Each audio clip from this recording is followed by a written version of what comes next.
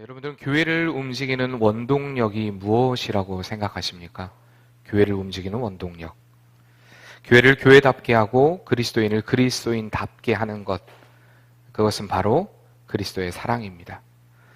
교회를 교회답게 하고 성도를 성도답게 하는 것은 우리의 어떤 자격이 아니라 우리의 힘과 노력이 아니라 예수 그리스도의 사랑으로 되어진 줄 믿습니다. 이렇게 사랑으로 교회를 세우신 예수님께서 성도에게 원하는 것이 한 가지가 있는데 그것은 바로 그리스도 안에서 사랑으로 하나됨을 이루라는 것입니다. 요한복음 13장 34절 말씀에 보면 예수님은 우리에게 이렇게 명령하고 계십니다. 새 계명을 너희에게 주노니 서로 사랑하라. 내가 너희를 사랑한 것 같이 너희도 서로 사랑하라고 말씀하고 있습니다. 교회가 이 사랑으로 하나가 되지 않고는 아무것도 할 수 없기 때문에 주님은 우리에게 서로 사랑으로 하나 되라고 말씀하고 계시는 것입니다. 고린도전서 13장 사랑장이라는 13장에도 보면 1절에 3절 말씀에 내가 사람의 방언과 천사의 말을 한다 할지라도 사랑이 없으면 소리나는 구리와 울리는 꽹과리가 되고 내가 예언하는 능이 있어 모든 비밀과 모든 지식을 알고 또 산을 옮길 만한 믿음이 있을지라도 사랑이 없으면 내가 아무것도 아니요 내게 있는 모든 것으로 구제하고 또 내 몸을 불사르게 내어줄지라도 사랑이 없으면 내게 아무 유익이 없다라고 말씀하고 있는 것입니다. 제 아무리 큰 믿음을 가지고 있고 제 아무리 많은 능력을 가지고 있다 할지라도 사랑 없이 하는 것은 아무런 소용없다라고 성경은 우리에게 가르쳐주고 있는 것입니다. 요즘 목회자들을 만나서 이렇게 얘기하다 보면 목사님들이 요즘 교인들이 하나 되는 게 너무 힘들다라고 그렇게 말씀하십니다. 시대가 그렇다 보니까 하나 되어서 무슨 일을 하나 하는 것도 쉬운 일이 아니다라고 이야기를 합니다. 이러한 현상을 아주 자연스럽고 또 당연한 현상으로 그렇게 받아들이고 수용하는 모습도 보게 됩니다. 그러나 교회의 본질은요, 그리스도의 사랑으로 하나 되는 것입니다. 그리스도의 사랑으로 하나 되는 것, 그것은 교회의 본질입니다. 만약 교회가 하나 되지 못하는 것이 어떤 시대의 흐름이고 그 시대의 상황을 어떤 반영하는 것이라고 하면 그리스도가 그 하나됨을 위하여서 하나님과 우리와의 하나됨 또한 성도와 성도가의 하나됨을 위하여서 십자가를 지신 그 십자가가 헛된 것이 될 수밖에 없습니다. 그렇기 때문에 성도의 사랑은 어떤 선택이 아니라 시대가 변하니까 어쩔 수 없는 것이 아니라 어떤 시대를 살아오든지 간에 성도는 하나가 되어야 됩니다. 누구 안에서요? 그리스도 안에서, 하나님 안에서 하나가 되어야 합니다. 오늘 이 사랑으로 하나가 되는 은혜의 역사가 있기를 바랍니다. 이 말씀이 쓰였던, 이 베드로전서가 쓰였던 당시의 상황은 초대교회의 상황입니다. 사실 그 당시에는 극심한 환난과 역경 가운데 있었습니다. 믿음을 지킨다라는 것은 그들의 목숨을 내놓는 것이었습니다. 내가 예수님을 믿는다라는 것, 그것은 목숨을 내놓는 것과 똑같은 것이었습니다. 이렇게 박해를 받고 핍박을 받고 환난이 많은 시대에 그들이 믿음을 지키고 또한 복음을 증거하고 끝까지 천국에 대한 소망을 잃지 않을 수 있었던 것은 바로 그리스도 안에서 뜨겁게 사랑했기 때문입니다. 이 베드로전서를 기록한 베드로 사도는 그렇기 때문에 신앙인의 삶 가운데 어떤 시련의 바람이 불어오고요, 박해가 있고 핍박이 있다 해도 승리할 수 있는 일체의 비결은 바로 그리스도의 사랑으로 사랑하는 것이라, 그것을 알았기 때문에 바울은 계속해서 이 형제의 사랑을 강조하고 있고요. 오늘 22절, 오늘 우리가 읽었던 본문 말씀에도 마음으로 피차 뜨겁게 사랑하라고 권면하고 있는 것입니다. 이토록 성도 간에 그리스도의 사랑으로 서로 함께 일해야 아름다운 열매를 맺게 되는 것입니다. 누군가가 사랑을요, A, B, C, D, E, F, G로 정의를 한 것을 보았습니다. 제가 좀 너무 이렇게 공감이 가는 것이었는데, 영어라고 생각하지 마시고요. 그냥 그 의미를 좀 잘 여러분들이 새겼으면 좋겠습니다. 먼저 A는요, accept입니다. 받아들이다, 수용하다라는 그런 뜻인데, 사랑이라는 것은 먼저 받아들이고 수용하는 것, 상대방을 먼저 그대로 받아들이고 수용하는 것을 말한다는 것입니다. 자꾸 우리가 사랑을 한다고 하면서 많은 사람들이 상대방을 자신의 기준으로 고치려는 경우를 많이 보게 됩니다. 내가 원하는 기준으로 바꾸는 것입니다.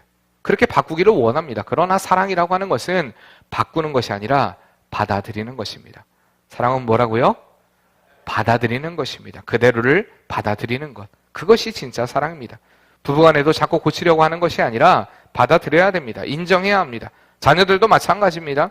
그리고 성도와 성도 간에도 마찬가지입니다. 서로 인정하고 받아들일 때 하나님 안에서 아름다운 공동체를 이루어가게 되는 것입니다. 그리고 사랑의 B는 뭐냐? believe입니다. believe, 믿어주는 것입니다. 믿는 것입니다. 신뢰를 바탕으로 서로 하나 될 때 우리의 공동체가 온전해지는 것입니다. 서로 신뢰가 깨어지면요, 아무것도 할 수가 없습니다. 교회 안에서도 목회자와 성도 간에, 성도와 성도 간에 서로 간의 신뢰가 깨어져 버리면 사실 아무것도 되지 않습니다. 그렇기 때문에 서로 그리스도의 관점으로 바라보면서 서로 믿어주고 하나됨을 이루어가는 것이 중요하다는 사실입니다. 그리고 세 번째 사랑은 C입니다. 케어입니다. 케어. 돌보다, 돌아보다, 상대방을 책임지고 돌아봐야 됩니다. 그래서 제가 꿈꾸는 교회 공동체는요, 어떤 공동체라고요? 책임져주는 공동체입니다. 책임져주는, 서로 같이 책임져주는 공동체. 제가 살면서 가장 안타깝게 느낀 것 중에 하나가 바로 이것이기 때문입니다. 서로에게 좋을 때는 편도 되어줍니다. 좋을 때는 힘도 되어줍니다. 근데 조금 문제가 생기고 어려움이 생기고 내가 좀 손해볼 것 같으면 우리가 조용히 우리의 발을 빼버립니다. 저는 인생을 살아가면서도 제일 제가 싫어하는 사람 중에 하나가 바로 이렇게 중요한 순간에 내 발 빼는 사람. 저는 이런 사람 진짜 싫어합니다. 사람을 볼 때도 저는 한 가지만 봅니다. 이 사람이 과연 이 일을 책임져 줄 수 있는 사람인가 아닌가? 여러분들 가만히 생각해 보세요. 진짜 책임져 주는 사람입니까? 서로에 대해서 책임을 져주고 계십니까? 어떤 일에 대해서 내가 문제만 생기면 도망가는 사람입니까? 아니면 그 문제를 끝까지 책임지는 사람입니까? 예수님의 사랑은요, 이타적인 사랑이었습니다. 그분이 우리를 사랑하신 것은 어떤 이득을 취하는 사랑 아니었습니다. 철저한 고난이었고요, 철저한 외면이었고요, 처절한 고통의 순간이었습니다. 그러나 우리는 그 순간에 주님을 외면했고 주님을 모른 척했으며 주님을 부인하기도 했습니다. 그러나 그런 우리를 주님은 한 번도 포기하지 않으셨다는 것입니다. 끝까지 우리를 책임지시고 그리고 우리를 위하여 십자가를 지신 것입니다. 그렇기 때문에 우리가 이 사랑을 받은 자답게 우리 역시도 서로가 서로를 책임져주는 삶이 되어야 됩니다. 책임을 져준다고 하니까, 돌봐준다고 하니까 굉장히 여러분들이 부담을 느낄 수도 있을 것입니다. 그런데요, 이 책임, 돌아보면요, 다른 말로 하면 관심입니다. 교회 안에서 가장 필요한 것이 크게 여러분들이 어떤 거를 책임져주고 돌아보려고 생각하지 마시고요, 관심을 가져주는 것부터 시작하시길 바랍니다. 교회에 누가 오면요, 관심 가져주시길 바랍니다. 어느 누군가가 들어오면 내가 알지 못하는 사람이니까, 나 모르는 사람이니까 아는 척 안 할 거야. 이렇게 되면 되겠습니까? 제가 예전에 교회를 섬길 때 교회가 너무 크다 보니까 몇천 명이 왔다 가니까 목사님이 교인한테 인사를 하지 못했습니다. 그러니까 인사를 이렇게 하다 보니까 그 사람이 빠져나가는 걸 미처 보지 못했는데 그 다음 주에 구역장 전도사님한테 전화해서 어떻게 목사님이 인사도 안 받아주냐? 전에도 한번 말씀을 드렸는데 결국엔 그래서 도대체 목사님이 그분이 누구냐라고 이렇게 물었습니다. 근데 그분은 그 교회 집사님이셨습니다. 근데 집사님인데 진짜 열심히 했어야죠. 그냥 집사의 직분이 큰 교회다 보니까 그렇게 직분 받았는데 결국에는 목사가 교회 집사도 알지 못한다. 솔직히 모릅니다. 그래서 저는 제가 꿈꾸는 교회는 어쨌든 돌아볼 수 없는 공동체는 아닙니다. 그렇게 큰 교회는 아닙니다. 근데 서로 돌아본다는 건 관심을 가져주는 것입니다. 관심을 가져주는 것. 어느 누군가가 아파하고 힘들어하는 것 같으면 관심 가져주는 것. 그리고 따스한 말 한마디 건네주는 것. 이런 공동체가 되어야 한다는 것입니다. 그리고 세 번째는요, desire입니다. 이것은 기대하는 것입니다. 기대한다는 것은 소망을 갖고 꿈을 꾸는 일입니다. 서로 잘 되기를 위해 함께 기도해 주는 것입니다. 성도된 우리는요, 서로가 서로를 기대함으로 바라봐야 됩니다. 우리가 늘 사람을 바라볼 때 그런 기대감을 가지고 바라봐야 됩니다. 하나님이 그를 기대하시고 이 시간에도 불러주셨는데 하나님이 기대하시고 불러주신 사람들을 우리가 감히 아무런 기대도 없이 아무런 생각도 없이 또 아무런 감동도 없이 그 사람을 바라보고 또 그 사람을 향해서 정죄하고 그 사람을 향해서 깔아뭉개고 이런 태도는 옳지 않다라는 것입니다. 기대하는 것입니다. 기대하는 것은 다른 말로 하면요, 기도해 주는 것입니다. 그를 위해 계속해서 기도해 주는 것입니다. 기대한다라는 건 하나님, 이 사람을 통해 이를 통하여서 하나님의 놀라운 역사가 일어나길 원합니다라고 그렇게 도구하면서 기도해 주는 것을 의미하는 것입니다. 이는요, 일레이스입니다. 이것은 지우다라는 말입니다. 사랑은 지워버리는 것입니다. 예전에 흘러간 노래 중에 유명한 노래가 있죠. 전영록 씨의 사랑은 연필로 쓰세요. 아십니까? 여러분 그 노래? 제가 이 노래를 할까 했는데 하질 않겠습니다. 가사만 읽겠습니다. 꿈으로 가득 찬 설레이는 이 가슴에 사랑을 쓰려거든 연필로 쓰세요. 사랑을 쓰다가 틀리면 지우개로 깨끗이 지워야 하니까. 따라하시는 분들은 예전에 한 가닥씩 해보신 분들이겠죠? 자, 이 노래가 나온 게 1983년입니다. 1983년. 저는 어렸기 때문에 그때는 모르는데 이 노래가 굉장히 한 거의 10년을 유행했었습니다. 뭐 지금도 사람들에게 또다시 불리기도 하는데, 어쨌든 저는 그 당시에도 어리니까 이 노래 가사를 이해 못했지만 사실 지금도 이 노래 가사를 잘 모르겠습니다. 다른 사랑이 찾아올 것이기 때문에 사랑을 연필로 쓰라는 건지, 바람둥이라 이런 걸 얘기한 건지, 아니면 사랑을 실수 없이 조심스럽게 해야 된다는 의미인지, 제가 그래서 인터넷에 한참 찾아봤는데 뭐 자기 나름대로 다 해석을 해놨더라고요. 모르겠습니다. 본 그 작사한 사람의 의중을 제가 모르겠으니까. 어쨌든 아무튼 뭐 이게 중요한 것은 아닙니다. 자꾸 이것 지금 묵상하지 마세요. 이걸 생각하지 마시고요. 제가 지금 얘기하는 건 사랑은 지워버리라는 것은 그 의미는 사랑을 연필로 쓰라는 의미는 아니고요. 제가 얘기 지워버리라는 것은 상대방의 허물, 약점은 빨리 잊어버리고 덮어줘야 한다는 이야기입니다. 우리 민족은요, 아주 남의 그런 허물, 잘못을 잘 드러내는 것에 일가견이 있는 민족 중에 하나입니다. 왜냐하면 상처가 많아서 그렇습니다. 상처가 많은 민족이다 보니까 왜 너무나 외세 침략도 많이 받았고요, 어려움도 많이 겪었던 민족의 특성상 어쩔 수 없이 어쨌든 남의 허물, 잘못은 잘 드러냅니다. 그렇죠? 우리나라처럼 아마 그 간첩들이 활동하기 힘든 나라도 없을 것입니다. 왜? 잘 찾아냅니다. 우리나라 진짜 잘 찾아내는 편이에요. 전 세계에서도. 사기치고 소매치기 이런 사람들도 참 잘 잡아내는 민족 중에 하나입니다. 어쨌든 그런 남의 허물, 잘못을 잘 드러내는 민족인데 이 민족임을 잘 드러내는 예화가 하나 있습니다. 예전에도 여러분들에게 한번 소개한 적이 있는데 타이타닉 사건.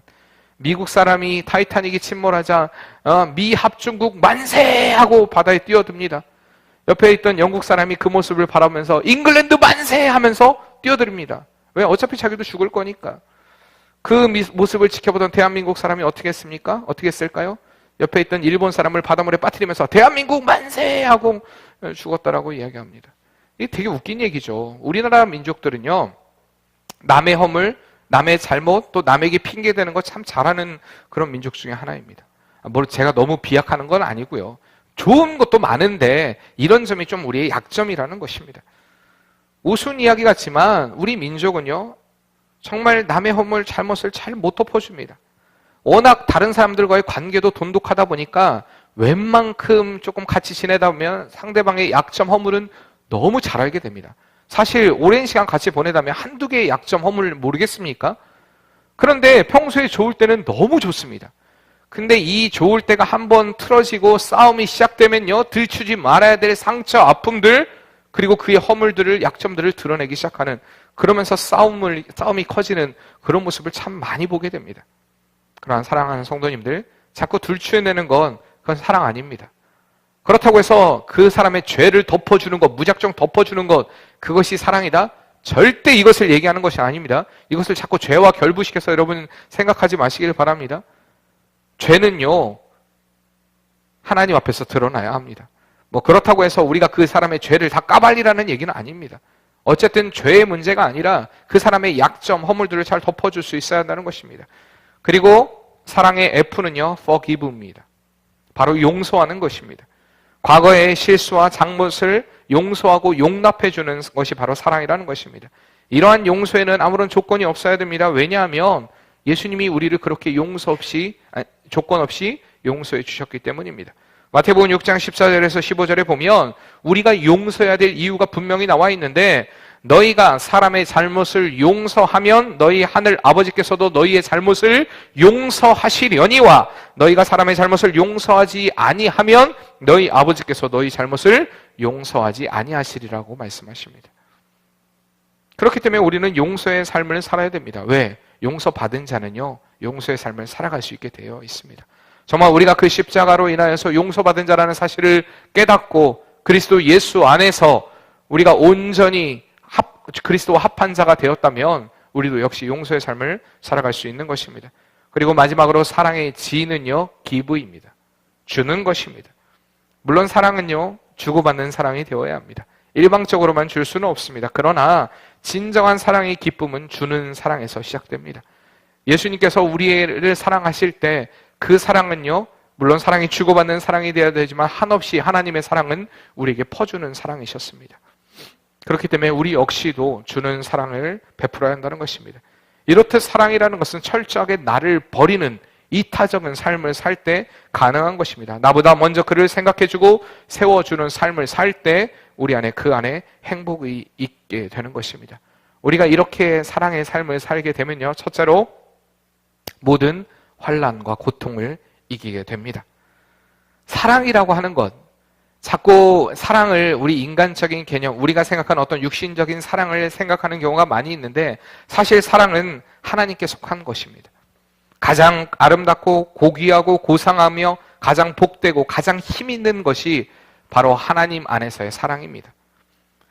그렇다면 이 놀라운 사랑이 어떻게 우리의 삶에 나타날 수 있을까? 성경은 그것에 대해서 우리가 서로 사랑할 때에 그것이 나타날 수 있다라고, 하나님의 사랑이 우리 가운데 역사한다라고 말씀하고 있는 것입니다. 요한일서 4장 12절에 보면 어느 때나 하나님을 본 사람이 없을 때 만일 우리가 서로 사랑하면 하나님이 우리 안에 거하시고 그의 사랑이 우리 안에서 온전하게 이루어진다라고 말씀하고 계십니다. 앞서 이 본문의 배경을 말씀드렸죠.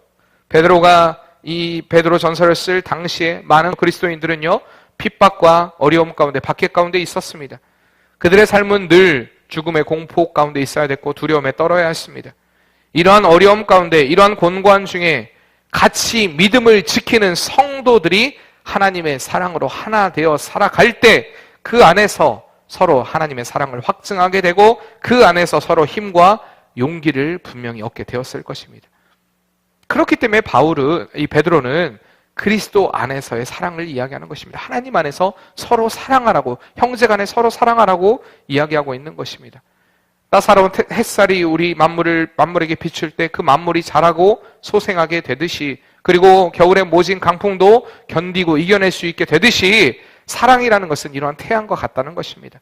우리가 서로 사랑하여 하나님의 사랑이 우리 가운데 역사할 때 그 사랑은 우리의 신앙을 힘있게 성장하게 만들며 강풍과 같은 모든 유혹과 환난과 고통을 이기게 하는 능력이 있기 때문에 그 사랑 안에서 너희가 서로 사랑하라고 말씀하고 있는 것입니다. 요한일서 4장 18절에 보면 사랑 안에 두려움이 없고 온전한 사랑이 두려움을 내어 쫓나니 두려움에는 형벌이 있음이라. 두려워하는 자는 사랑 안에서 온전히 이루지 못하였느니라 라고 말씀하고 있습니다. 사랑 안에 두려움이 없다라는 것입니다. 위로 하나님을 사랑하고요, 아래로 형제와 형제를 사랑할 때, 형제와 자매를 서로 사랑할 때 하나님의 사랑이 우리 가운데 능력으로 역사하기 때문입니다. 그러니까 사랑은 두려움을 이기는 것이 되는 것입니다. 이러한 사랑이 있는 곳에는 또한 진정한 위로가 있습니다. 당시 소아시아에 있는 그리스도인들은요, 큰 근심과 어려움 가운데 그들이 의지할 곳은 두 곳밖에 없었습니다. 어디였을까요? 그들이 의지할 수밖에 없는 두 곳. 그들은 위기였습니다. 진짜 지금 말로 이렇게 하니까 그렇지 예수님을 믿는 믿음 때문에 그 예수님을 믿는 믿음, 그것을 고백하면 그들은 죽임을 당할 수도 있는 그런 위기 가운데 있었던 것입니다. 그들에게 위로가 되는 두 가지는 바로 하나님의 사랑이었습니다. 하나님이 나를 사랑하신다는 것, 그리고 그 하나님을 사랑하는 공동체가 같이 모여서 하나님의 사랑을 확인하는 그 순간, 그 예배가요, 그들에게 큰 위로가 되었던 것입니다. 그리고 베드로는 그 사랑으로 서로 돕고 너희가 당하는 환난과 핍박과 곤고함들, 어려움들 이겨내라고 말씀하고 있는 것입니다. 오늘날도 마찬가지입니다. 물론 이 당시처럼 우리가 예수님을 믿는 믿음 때문에 고통을 당하고 어려움을 당하고 환난을 당하고 죽임을 당하진 않습니다. 그러나 우리가 어떻게 보면 그러나 이 시대가요, 온전한 믿음을 가지고 살아갈 때 자칫 잘못하면 사람들에게 왕따를 당할 수도 있습니다. 사람들에게 외면을 당할 수도 있습니다. 야, 너만 그렇게 예수 믿냐? 라고 손가락질도 받을 수도 있습니다. 더 개인주의는 심해지는 시대를 살고 있고요. 어느 누군가를 찾아서 위로를 받는다는 건 사실 어떻게 보면 불가능한 그런 시대를 우리는 살아가고 있습니다. 이러한 시대에 우리는 위로부터 하나님의 사랑을 받은 자답게 살아가야 됩니다. 그리고 그 사랑을 확인할 수 있는 것은 이 하나님 안에서 같이 모인 이 공동체, 교회를 통하여서 서로가 그리스도의 사랑을 확인하고요, 그리스도 안에서 서로가 위로하고 또한 견디면서 이 시대를 우리가 복되게 승리하며 살아가야 한다는 것입니다. 험난한 세상을 이기는 삶의 비결은 무엇이냐? 한번 따라해 볼까요? 마음으로 뜨겁게 서로 사랑하라는 것입니다. 사랑하라. 마음으로 뜨겁게 서로 사랑하라. 두 번째로 우리의 사랑은요, 어떤 사랑이어야 되느냐? 바로 그리스도 안에서 이루어지는 사랑이 되어야 한다는 것입니다. 요한일서 4장 7절에서 8절에 사랑하는 자들아 우리가 서로 사랑하자. 사랑은 하나님께 속한 것이니 사랑하는 자마다 하나님께로부터 나서 하나님을 알고 사랑하지 않는 자는 하나님을 알지 못하나니 이는 하나님은 사랑이심이라라고 말씀하고 있습니다. 사랑은 하나님께 속한 것이고 더 나아가 하나님은 사랑이시라고 말씀하고 있는 것입니다. 아까도 말씀드렸지만 우리가 말하는 사랑과 하나님의 사랑은 큰 차이가 있습니다. 사랑은요, 우리의 영역이 아닙니다. 그러니까 우리가 사랑을 지금 이야기하고 사랑을 논한다는 것은 어불성설입니다. 도저히 우리 죄인된 인간은요, 그 사랑을 이야기할 수 없습니다. 지금 우리가 생각하는 그 사랑의 개념을 자꾸 여러분들이 하나님의 사랑으로 생각하고 그렇게 생각하기 때문에 사랑이 다야라고 이야기합니다. 근데 그거 아닙니다. 우리가 생각하는 개념의 사랑과 하나님이 생각하는 사랑의 개념은 전혀 다릅니다. 사랑은 하나님의 영역입니다. 분명히 그래서 우리가 이 사랑을 이해하는 것은 쉬운 일이 아닙니다. 자꾸 그런데 문제는 사람들이 내 생각, 내 개념으로 이 사랑을 이해하고 생각하려는 데 있다라는 것입니다. 그러니까 사랑에도 시기하고 질투가 있고요. 사랑에도 어려움이 있고요. 사랑에도 자꾸, 그러나 하나님의 사랑에는 그런 것 없습니다. 인간의 사랑이 그런 것이지. 교회 안에서도 그렇기 때문에 자꾸 질투가 넘쳐나고요. 사리사욕이 넘쳐나고요. 싸우고 다투는 일들이 넘쳐나게 됩니다. 그래서 우리 인간들이 아무리 이야기해도 그 사랑의 개념을 이해하지 못하게 되자 하나님은 우리에게 그 사랑을 보내주십니다. 그 사랑이 누구십니까? 바로 예수 그리스도입니다. 예수 그리스도로 인하여서 우리에게 사랑을 보여주신 것입니다. 보내주신 것입니다. 그렇기 때문에 우리가 사랑의 원형이 되시는 예수님 안에서 사랑을 찾아야 됩니다. 그렇다면 예수님의 사랑은 어떤 사랑이었는지 우리가 생각해 봐야겠죠? 그 사랑은요, 첫째요, 자신의 모든 것을 포기한 사랑이었습니다. 성경에서 말하는 참 사랑은 사랑하는 대상을 위하여 자신이 갖고 있는 모든 것을 포기하는 사랑이어야 된다고 이야기하고 있습니다. 자신의 권리, 자신의 의무, 즐거움, 만족, 기쁨, 영광 등등 모든 것을 포기하는 사랑이 진짜 사랑. 제가 여기서 사랑이 우리의 개념으로 이해되기 때문에 그냥 진짜 사랑이라고 얘기하겠습니다. 이것이 진짜 사랑입니다. 예수님은 영광스러운 하늘의 보좌를 포기하시고요, 우리 인류의 죄를 구원하기 위해서 낮고 천한 자리에 오셨습니다. 하늘의 모든 영광 보좌를 버리고 모든 권세를 내려놓고 이 초라한 이 땅에 인간의 몸을 입고 이 땅에 오셨으며 죽기까지, 십자가에 못 박혀 죽으시기까지 우리를 위해 순종하신 것입니다. 그렇게 낮아지신 것입니다. 그렇기 때문에 그리스도의 사랑은요, 하나님이 우리에게 이야기하는 사랑은 너의 모든 것을 다 포기하는 것이다 라고 말씀하고 있는 것입니다. 두 번째로 주님이 우리에게 보여주신 사랑은요, 생명까지 내어주신 사랑이었습니다. 요한복음 15장 13절에 보면 사람이 친구를 위하여 자기 목숨을 버리면 이에서 더 큰 사랑이 없다라고 예수님이 직접 말씀하셨습니다. 목숨을 버리면, 때로는 우리가 사랑하는 사람을 위해 돈을 주는 것, 그렇습니다. 사랑일 수 있습니다. 시간을 내어주는 것도 사랑일 수 있습니다. 주는 것을 아까워하지 않는 것도 사랑일 수 있습니다. 그러나 진짜 사랑은 생명을 내어주는 사랑이 되어야 한다는 것입니다. 하나님이 우리에게 원하시는 사랑은, 아니 하나님이 우리에게 말씀하시는 사랑은 이 정도다라고 말씀하는 것입니다. 내 이익을 생각할 뿐만 아니라 너 생명까지로도 다 줄 수 있느냐. 이것이 바로 주님이 우리에게 말씀하시는 사랑인 것입니다. 그렇기 때문에 우리가 주님 안에서 참된 사랑을 하려면 생명을 내어주는 사랑을 해야 됩니다. 그리고 주님의 사랑은 세 번째로요, 조건 없는 사랑이었습니다. 무조건적인 사랑이었다는 것입니다. 만약에 여러분들 여기서 하나님이 조건을 따진다면 예배 드릴 수 있는 자격이 있으신 분 한번 손 들어 보시길 바랍니다. 나는 내가 조건을 따지면 충분하게 내가 요즘에 몇 억이죠? 70억? 어쨌든 이 인구 가운데 나는 정말 조건을 따져도 충분히 하나님께서 나를 선택할 만한 충분한 조건을 가지고 있다. 그런 분 계십니까? 아닙니다. 한 분도 없습니다. 왜냐하면 우리는 다 모두 다 하나님 앞에 죄인이기 때문입니다. 그러나 주님께서는 어떠한 조건도 어떠한 요구도 우리에게 하지 않으셨다는 것입니다. 로마서 5장 8절에 우리가 아직 죄인 되었을 때 그리스도께서 우리를 위하여 죽으심으로 하나님께서 우리에게 대한 자기의 사랑을 확증하셨다라고 이야기하고 있습니다. 우리는 사랑받을 자격도 조건도 없지만 하나님께서 무조건 우리를 사랑하시사 독생자 예수 그리스도를 우리를 위해 보내주신 것입니다. 우리의 죄와 허물로 영원히 멸망당할 수밖에 없는, 소망이 없는 그런 삶이었지만 주님의 사랑이 오늘 저와 여러분을 이곳에 있게 한 줄 믿습니다. 그렇기 때문에 우리가 그리스도의 사랑을 보이려면 받는 사랑이 아닌 베푸는 사랑이 되어야 한다는 것입니다. 무조건적인 사랑. 정말 주님의 사랑은 이것입니다. 무조건적인 사랑. 자, 모든 것을 포기하고요, 생명을 내어주고요, 무조건적으로 사랑하는 것. 이것이 바로 주님이 우리에게 말씀하시는, 하나님이 우리에게 말씀하시는 사랑이라는 것입니다. 이 사랑을 한마디로 정의하자면 사랑은 희생입니다. 희생 없는 사랑은 있을 수 없다는 것입니다. 사랑을 하면서 자꾸 여러분들 본전 생각나십니까? 자기가 손해보는 거 생각하십니까? 여러분들 물론 요즘에는 그런 분들 많이 보게 됩니다. 자식들에게 내가 사랑을 베풀면서, 야, 어떤 분들은 그런 분들 요즘에는 많이 보이더라고요. 야, 내가 너를 위해 투자했던 것이 막 어릴 때부터, 그 애기 태어날 때부터 가계부를 썼다고 하더라고요. 그 애한테 돈이 얼마 들어간다. 그러면서 너한테 들어간 돈이 요즘에는 거의 뭐 한 사람 키우는데 뭐 3억 가까이 들어간다고 얘기하니까요. 뭐 어쨌든 뭐 3억 몇천, 몇백, 몇만 원이니까 네가 살면서 갚어. 그러면서 아주 그렇게 보여주는 부모님들도 있다고 합니다. 네, 묻지 마세요. 그럼 너무 티나잖아요. 자, 그래요. 그런 분들도 있을 수 있습니다. 근데 그게 안 사랑해서 그런 건 아니지 않습니까? 설사 그것을 안 갚았다 해도 정말 이제 내가 뭐 너한테 차 보낸다, 너한테 내가 너 딱지 끊게 한다, 이런 부모들은 혹시 있을까요? 요즘에는 참 시대가 너무 많이 변해서 있을 수 있을지 모르겠습니다. 그러나 하나님이 우리에게 보여주신 사랑은 그런 사랑 아니었다는 것입니다. 그렇기 때문에 자꾸 여러분 사랑하면서 본전이 생각난다는 거, 제가 제일 싫어하는 사람도 이런 사람입니다. 뭐 해주고 해준 태내는 사람. 나가 이만큼 해줬는데, 내가 이만큼 베풀어 줬는데, 내가 이만큼 쏟아 부어 줬는데, 그러나 진짜 사랑은요, 기억하지 않는 것입니다. 잊어버리는 것입니다.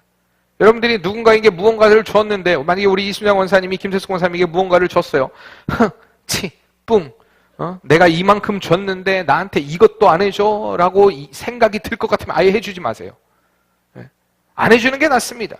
왜? 자꾸 기억하는 것들, 우리나라는 그게 너무 습관이 됐습니다. 왜 그렇습니까? 결혼식 날 보면 다 압니다. 그치? 네가 나한테 5만 원 해줬지? 그래, 나도 너한테 5만 원 해준다. 너 나한테 10만 원 해줬지? 그래, 나한테 10만 원 해준다. 네가 나한테 어떻게 이럴 수가 있어? 내가 너한테 10만 원 해줬는데 너는 5만 원을 넣어? 이것 때문에 막 싸우고 저 이런 경우 많이 봅니다. 좀 제발 여러분 이런 거 하지 맙시다. 우리 연예인들 중에서도 좀 의식이 깨어있는 사람들은 그렇기 때문에 안 받습니다. 참 이런 사람들은, 저는 그 사람들은 돈이 많으니까 그렇죠. 우리도 솔직히 좀 하나님 안에서 좀 넉넉한 삶을 살았으면 좋겠습니다. 남에게 더 줄 수 있는 것에 대해서 감사할 수 있는 그런 삶 말입니다. 이것이 진짜 사랑입니다. 그렇다면 우리가 구체적으로 어떻게 사랑을 해야 될까요? 오늘 말씀을 통해서 진짜 다시 한번 말씀으로 돌아가서 우리가 본문 말씀 다시 한번 읽어볼까요? 22절 말씀, 너희가 진리를 순종함으로 너희 영혼을 깨끗하게 하여 거짓이 없이 형제 사랑하기에 이르렀으니 마음으로 뜨겁게 서로 사랑하라. 자, 어떻게 사랑해야 될까요? 첫째로 보면요, 따라해봅시다. 거짓 없이 사랑해야 한다. 로마서 12장 9절 말씀에도 바울은 사랑엔 거짓이 없다라고 말씀하고 있습니다. 자, 거짓 없는 사랑을 하라. 참 사랑에는 거짓이 없습니다. 속이는 사랑은 참 사랑이 아니라는 것입니다. 사랑은 언제나 정직하고 진실을 해야 합니다. 그런데 어떻게 이 거짓 없고 진실한 사랑을 할 수 있을까요? 우리 인간이 스스로 이렇게 거짓 없는 사랑을 한다는 것, 이것은 불가능합니다. 그 답이 있는데 그 답은 바로 앞절에 나와 있습니다. 앞절이 아니라 앞부분에 너희가 진리를 순종함으로 너희 영혼을 깨끗하게 하여라고 나와 있습니다. 먼저 그 거짓 없는 사랑을 하기 위해서는 진리를 순종함으로 가능하다는 것입니다. 자, 진리를 순종한다. 여기서 말하는 진리가 뭘까요? 진리가 무엇이겠습니까? 바로 예수 그리스도를 통한 하나님의 구원의 사건입니다. 다시 말하면 어떤 사건입니까? 예수 그리스도의 십자가 사건입니다. 그것이 바로 진리라는 것입니다. 이 십자가 사건을 통해서 진리에 순종한다라는 것은 너희가 그 십자가 앞에서 온전히 회개한 자만이, 그 십자가 앞에서 자신을 완전히 엎드려진 자만이 거짓 없는 사랑을 할 수 있다는 것입니다. 거짓 없는 사랑은 십자가 앞에서 완전히 변화된 사람만이 할 수 있습니다. 그리스도의 십자가만이 진리가 되고 이 진리 안에서 깨끗한 영혼이, 깨끗한 심령이 되어서 거짓 없는 사랑을 할 수 있게 되는 것입니다. 이렇게 거짓 없는 사랑은요, 서로를 다시 말하면, 다른 말로 하면, 긍정적으로 말하면 믿어주는 것입니다. 서로 믿지 못하는 것은 결국에는 사랑하지 못하기 때문입니다. 사랑하지 못하면 믿음을 가질 수가 없습니다. 그래서 바울은 고린도전서 13장 17절 말씀에 사랑은 모든 것을 믿어준다라고 말씀하고 있습니다. 거짓 없는 사랑은요, 믿음을 가진 사랑입니다. 그런데 이것은 인간으로는 불가능하다는 것입니다. 그렇기 때문에 예수 그리스도의 십자가가 우리에게 필요했습니다. 그렇기 때문에 그 십자가로 인하여 변화된 사람은 거짓 없는 사랑, 다시 한번 믿어주는 사랑을 하게 되는 것입니다. 그리고 두 번째, 어떻게 사랑해야 되느냐? 한번 따라해 봅시다. 마음으로 사랑해야 한다. 사랑은 마음에서부터 시작되어야 합니다. 마음이 없는 사랑은요, 가짜입니다. 진짜가 아닙니다. 우리의 문제는 마음으로 미워하면서 입술로는 사랑하는 데 있습니다. 하나님을 사랑한다고 하지만 마음이 없는 사랑이라면 하나님을 향한 진정한 예배자가 될 수 없습니다. 교회를 사랑한다고 하지만 마음이 없으면 교회를 위해 봉사하지 않습니다. 일주일에 한 번도 교회를 돌아보지 않습니다. 하나님의 교회를 생각하지 않습니다. 교회가 어떻게 되든 말든 나하고 상관없는 것처럼 생각합니다.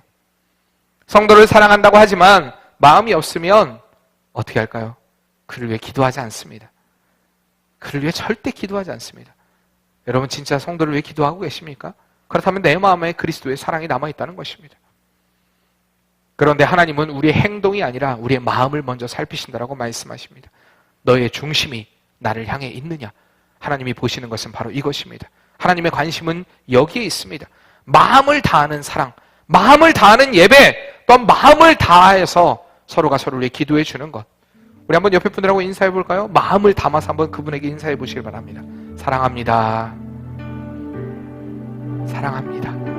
여러분 마음을 다한다는 것, 제가 우리 교육에 가장 요구하는 것 중에 하나가 자꾸 무정한 마음 갖지 마시길 바랍니다. 아무 관심 없는 것, 지금 세상은 이렇게 무정합니다. 무자비합니다. 이러한 시대에 우린 진심으로 관심을 가져야 됩니다. 진심으로 관심을 갖는다는 건 기도해 주는 것입니다. 계속해서. 그리고요, 세 번째로 따라해봅시다. 뜨겁게 사랑해야 한다. 여기 본문에서의 뜨겁게라는 말은 무슨 말입니까? 열심히 하라는 얘기입니다. 열심히 하라. 또 다른 뜻은 변함없이 하라는 것입니다. 뜨겁게라는 것은 긴장감을 가지고 열심히 하라, 변함없이 하라, 이것이 원문의 뜻입니다.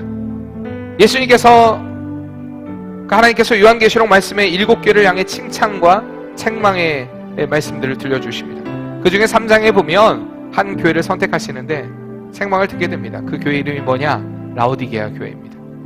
하나님께서 그 교회에게 이렇게 말씀하십니다. 15절 말씀에 내가 내 행위를 아노니 차지도 아니하고, 내가 차지도 아니하고 뜨겁지도 아니하도다. 내가 차든지 뜨겁든지 하기를 원하노라. 아, 그렇구나. 주님이 원하는 건 뜨거운 것이구나. 근데 그 밑에 16절에 보면 이렇게 말씀하십니다. 내가 이같이 미지근하여 뜨겁지도 아니하고 차지도 아니하니 내 입에서 너를 토하여 버리리라. 마음에 뜨거움이 없는 사람은요, 역겨운 삶을 살아갈 수밖에 없습니다. 앞서 말씀드렸듯이 이런 사람들은 절대 책임져주는 삶을 살지 않습니다. 술에 술 탄 듯, 물에 물 탄 듯, 우리가 종종 하는 말 중에 이렇게 얘기합니다. 순리대로 살아, 순리대로. 이것은 전혀 성경적인 말 아닙니다. 여러분, 순리대로 사는 게 무엇입니까? 여러분들이 말하는 순리가 무엇입니까? 음양오행으로 살아가는 것입니까? 여러분이 말하는 순리가 무엇입니까? 우리는 세상의 순리를 정해진 이치대로 사는 사람이 아니라는 것입니다. 성도의 삶은요, 따라해봅시다. 하나님 앞에서 발버둥치는 삶이 되어야 한다. 성도의 삶은 하나님 앞에서 발버둥치는 삶이 되어야 합니다. 순리가 아닌 하나님의 말씀에 인도함을 받는 삶이 진짜 성도의 삶이라는 것입니다. 이 땅의 권세 잡은 자 사단 마귀와 싸우는 전쟁의 삶 가운데 치열하게 발버둥치는 삶이 되어야만 하나님의 기쁨이 되는 성도의 삶을 살아갈 수 있습니다. 마찬가지입니다. 이 시간에 여러분들이 하나님 앞에 예배할 때도 마찬가지로 발버둥쳐야 됩니다. 주님, 내가 하나님의 말씀이 내게 들려지길 원합니다. 그리고 하나님을 뜨겁게 사랑하길 원합니다. 아니면 하나님이 우리를 토하여 내친다고 하는데요, 여러분, 우리가 그 경고의 말씀이 우리에게 들려야 될 줄은 믿습니다. 마음으로 뜨겁게 하나님을 사랑하시길 바랍니다. 그리고 마음으로 뜨겁게 서로 하나님 안에서 지체된 형제와 형제를 사랑하시길 바랍니다. 이렇게 맑은 샘 교회가, 우리 교회가 하나님이 주신 이 사랑으로 가득할 때, 또한 우리를 통한 하나님의 살아온 그 사랑의 놀라운 역사를 가지고 서로가 서로를 사랑하며 섬길 때 하나님이 우리 교회를 통해 놀라운 일을 이루어 가실 줄 믿습니다. 하나님의 사랑으로 서로가 서로를 세워가며 서로가 서로를 위해 희생하며 서로가 서로를 마음을 다하여 섬기는 그런 하나님 안에서 하나님의 기쁨이 되는 온전한 공동체가 될 때 이 공동체를 통하여서 하나님의 아름다운 일하심이 나타난다는 것입니다. 여러분, 이 일에 꼭 주인공 되시기를 바랍니다. 하나님을 먼저 사랑하고요, 그리고 하나님의 사랑으로 서로 지체된 형제와 자매가 뜨겁게 피차 마음을 다하여 그렇게 사랑으로 하나 될 때 하나님이 우리 안에 주시는 그 은혜의 기쁨들, 충만함들, 만족들, 그것들을 누리는 복된 우리의 삶, 우리 예배되는 은혜가 꼭 여러분들에게 있기를 바랍니다. 우리 같이 그 은혜를 생각하면서 이 시간에 우리 같이 기도하도록 하겠습니다. 사랑의 하나님, 정말 우리가 주님 안에서 마음으로 뜨겁게 사랑하길 원합니다. 하나님, 많은 어려움이 있지만, 많은 환난이 있지만 하나님의 사랑으로 하나 된 우리가 서로가 서로를 세워가며 그 사랑으로 기도할 때, 그렇게 또한 아름다운 사랑을 베풀어 갈 때 하나님의 놀라운 역사가 이곳 가운데 이루어질 줄 믿습니다. 하나님, 그 사랑의 공동체를 이루어가는 우리 맑은 샘 공동체가 되게 도와주시옵소서. 우리 다시 한번 간절한 마음으로 기도하겠습니다. 사랑의 하나님, 우리가 주님 안에서 아름다운 사랑의 공동체를 이루어가길 원합니다.